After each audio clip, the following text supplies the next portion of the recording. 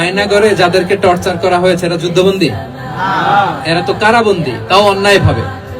Enforce disappearance ছিল, অন্যায় ভাবে তাদেরকে গুম করা হয়েছে। অন্যায় ভাবে বছরের পর বছর যাদেরকে এভাবে কষ্ট দেয়া হয়েছে, ফ্যামিলি থেকে দূরে রাখা হয়েছে, কিয়ামতের দিন তাদেরকে আল্লাহ জালেমের কাতারে দাঁড় করাবে। ইসলাম কারাবন্দীদের দূরের কথা, যুদ্ধবন্দীদের সাথে ভালো আচরণের কথা বলেছে। আল্লাহ বলেন ওয়ায়ুতঈমুনা আত-তাআমা আলা হুব্বিহি মিসকিনান ওয়া ইয়াতীমান ওয়া আসীরা। বিশ্বাসীরা গরিব দুঃখীদের জন্য খাবার খাওয়ায়, যুদ্ধবন্দীদেরও খাবার খাওয়ায়, যুদ্ধবন্দীদেরও খাবার খাওয়ায়। এবং বিষ্ণু বলেছেন ইস্তাউসু বিল উসারা খায়রা, যুদ্ধবন্দীদের সাথে তোমরা ভালো আচরণ করো।